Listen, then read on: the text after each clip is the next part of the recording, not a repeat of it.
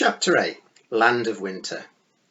"Aye, she's got first sight, sure enough," said William's voice behind Tiffany as she stared into the world of the Queen.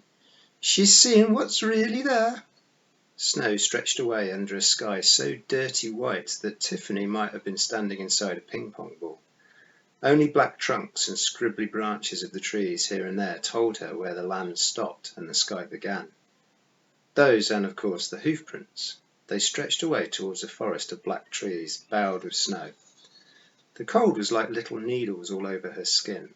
She looked down and saw the Nakmakfeegles pouring through the gate, waist deep in the snow. They spread out without speaking. Some of them had drawn their swords. They weren't laughing and joking now. They were watchful. "Right then," said Rob Anybody. "Well done. You wait here for us and we'll get your wee brother back. No problemo." "I'm coming too," snapped Tiffany. "Nay, the kelder Disney." "This one does," said Tiffany, shivering. "Does. He's my brother. And where are we?" Rob Anybody glanced up at the pale sky. There was no sun anywhere. "You're here noo," he said. "So maybe there's nae harm in telling ye. This is what ye call Fairyland." "Fairyland? No, it's not. I've seen pictures. Fairyland is all trees and flowers and sunshine and tinkliness, dumpy little babies in romper suits with horns, people with wings, and weird people. I've seen pictures." "It isna always like this," said Rob Anybody shortly. "And ye canna come with us, because ye ha nae weapons, mistress." "What happened to my frying pan?" said Tiffany. Something bumped against her heels. She looked around and saw, not as big as medium-sized Jock, but bigger than wee Jock, hold up the pan triumphantly. "OK, ye have the pan," said Rob Anybody. "But what ye need here is a sword of thunderbolt iron. That's like the, official weapon for invading Fairyland." I know how to use the pan," said Tiffany, "and I'm—" "Incoming!" yelled Daft Willie. Tiffany saw a line of black dots in the distance and felt someone climb up her back and stand on her head. "That's the black dogs," not as big as medium-sized Jock, but bigger than wee Jock announced. "Dozens of them, big man." "We'll never outrun the dogs," Tiffany cried, grabbing her pan. "Dinna need to," said Rob Anybody. "We got the Gonago with us this time. You might like to stick your fingers in your ears, though." William, with his eyes fixed on the approaching pack, was unscrewing some of the pipes from the mouse pipes and putting them in a bag he carried hanging from his shoulder. The dogs were much closer now. Tiffany could see the razor teeth and the burning eyes. Slowly, William took out some much shorter, smaller pipes that had a silvery look and screwed them in place. He had the look of someone who wasn't going to rush. Tiffany gripped the handle of her pan. The dogs weren't barking. It would have been slightly less scary if they were. William swung the mouse pipes under his arm and blew into one until the bag bulged. "I shall play," he announced as the dogs got close enough for Tiffany to see the drool. "That firm favourite, the king under water." As one pitsy, the Nakmakfeegles dropped their swords and put their hands over their ears. William put the mouthpiece to his lips, tapped his foot once or twice, and, as a dog gathered itself to leap at Tiffany, began to play. A lot of things happened at more or less the same time. All Tiffany's teeth started to buzz. The pan vibrated in her hands and dropped onto the snow. The dog in front of her went cross-eyed and instead of leaping tumbled forward. The Grimhounds paid no attention to the pixies. They howled, they spun around, they tried to bite their own tails. They stumbled and ran into one another. The line of panting death broke into dozens of desperate animals twisting and writhing and trying to escape from their own skins. The snow was melting in a circle around William, whose cheeks were red with effort. Steam was rising. He took the pipe from his mouth. The Grimhounds, struggling in the slush, raised their heads, and then, as one dog, they put their tails between their legs and ran like greyhounds back across the snow. "Well, they ken we're here noo," said Rob Anybody, wiping tears from his eyes. "Oh, Agand," said Tiffany, touching her teeth to check that they were all still there. "He played the notes of pain," Rob Anybody explained. "You canna hear 'em, 'cause they're pitched so high, but the doggies can. Hurts them in their heads. Now, we'd better get moving before she sends something else." "The Queen sent them, but they're like something out of nightmares," said Tiffany. "Oh, aye," said Rob Anybody. "That's where she got them." Tiffany looked at William the Gonagle. He was calmly replacing the pipes. He saw her staring at him, looked up and winked.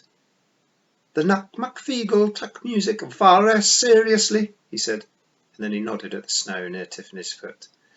There was a sugary yellow teddy bear in the snow, made of 100% artificial additives.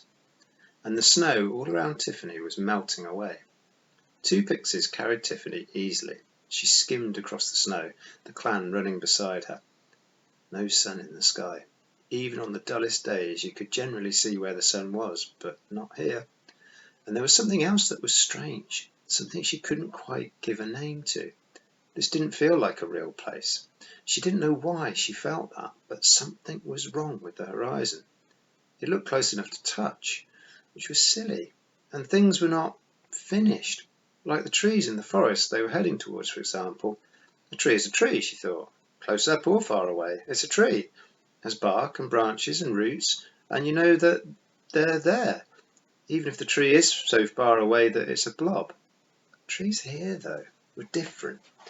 She had a strong feeling that they were blobs, and were growing the roots and twigs and other details as she got closer, as if they were thinking, "Quick, someone's coming, look real."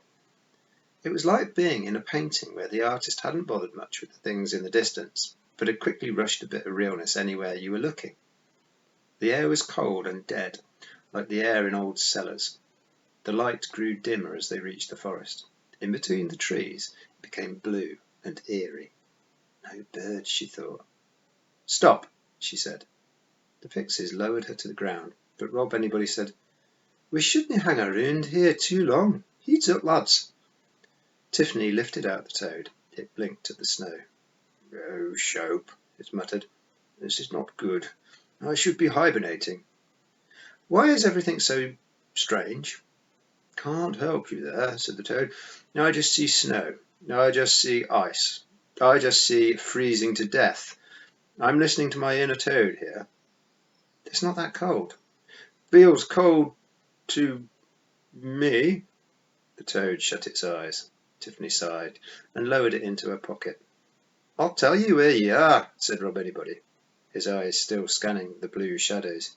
"You ken them wee bitty bugs that clings onto the sheeps and suck themselves full of blood and then drop off again?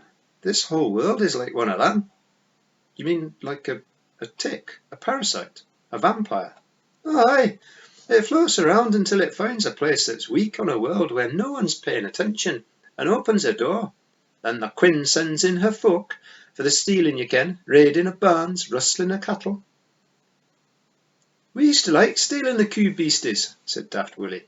"Willie," said Rob Anybody, pointing his sword. "You ken I said there was times you should think before opening your big fat gob." "Aye, Rob." "Well, that was one of them. Times." Rob turned and looked up at Tiffany rather bashfully. "Aye, we was well champion robbers for the Queen," he said. "People wouldn't even go a hunting for fear of little men, but 'twas never enough for her. She always wanted more. But we said, it's no right to steal an old lady's only pig, or the food from them as didn't ha' enough to eat.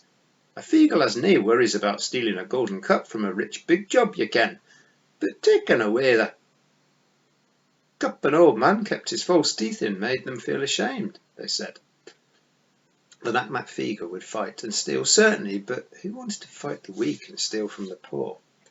Tiffany listened, at the end of the shadowy wood, to the story of a little world where nothing grew, where no sun shone, and where everything had to come from somewhere else. It was a world that took and gave nothing back except fear. It raided, and people learned to stay in bed when they heard strange noises at night, because if anyone gave her trouble, the Queen could control their dreams. Tiffany couldn't quite pick up how she did this, but that's where things like the Grimhounds and the Headless Horseman came from. These dreams were more real. The Queen could take dreams and make them more solid. You could step inside them and vanish. You didn't wake up before the monsters caught up with you. The Queen's people wouldn't just take food, they take people too. Like pipers, said William the Gonagall. Fairies can't make music, you can. She'll steal a man away for the music he makes. And she takes children, said Tiffany. Aye, your wee brother's not the first, said Rob Everybody. There's no a lot of fun and laughter here, you can. She thinks she's good with children. The old Kelder said she wouldn't harm him, said Tiffany. That's true, isn't it? You could read the Knack Feegle like a book.